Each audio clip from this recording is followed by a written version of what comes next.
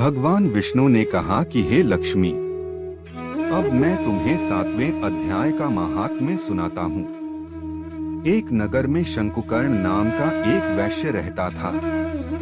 एक दिन वह दूसरे नगर से व्यापार करके आ रहा था। तभी राह में एक सर्प ने उसे डस लिया और कुछ ही समय पश्चात उसकी मृत्यु हो गई। अकाल मृत्यु तथा धन से मोह होने के कारण उसे अगला जन्म सर्प योनि में मिला। वह उसी स्थान पर बिल बनाकर रहने लगा जहां उसने पूर्व जन्म में एकत्रित धन गाड़ रखा था। वैश्य को सर्प योनि भोगते भोगते जब काफी समय व्यतीत हो गया, तब वह अपने पुत्रों के स्वप्न में आया और बोला कि हे पुत्रों, मैंने नगर के बाहर जंगल में एक घने वृक्ष के नीचे पूर्वजन्म में अर्जित धन गाड़ रखा है। धन से मोह होने के कारण ही मुझे सर्प योनि की प्राप्ति हुई है। मैं उसी स्थान पर रहता हूँ जहाँ मैंने धन गाड़ रखा है। अब तुम उस धन को निकाल लो। वैश्य पुत्रों ने उस स्वप्न की आपस में चर्चा की। फिर सोचा कि अपने पिता की गति का कोई उपाय करना चाहिए, मगर उनके पास धन न होने के कारण वे पिता की गति करने में असमर्थ थे। इसलिए वे नगर से दूर जंगल में घने वृक्ष की तलाश में कुदाल लेकर निकल पड़े। जंगल में पहुंचने पर उन्हें एक घना वृक्ष दिखाई दिया। उसके नीचे उन्हें एक बांबी दिखाई दी। उन्होंने सोचा कि अवश्य ही इस बांबी में सर्प योनि में हमारे पिता रहते हैं।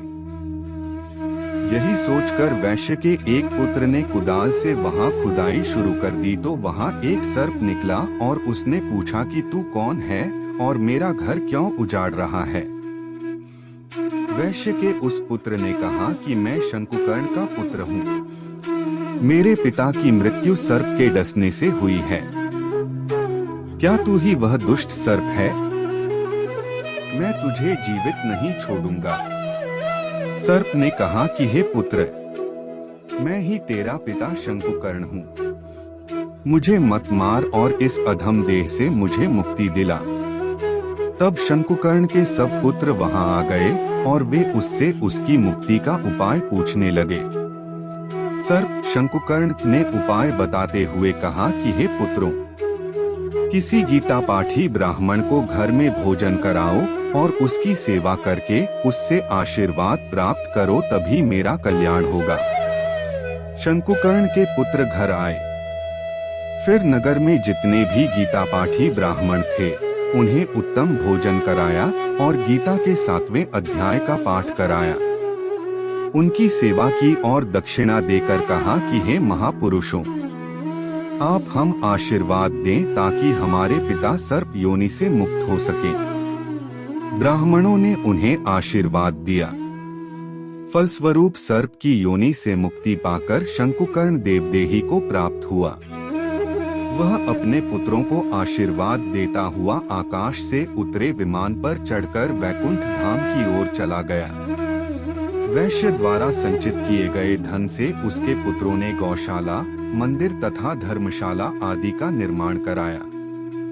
भगवान विष्णु बोले कि हे लक्ष्मी, गीता के 7वें अध्याय का श्रवण मात्र करने से ही प्राणियों के सारे पाप नष्ट हो जाते हैं। जय श्री कृष्णा।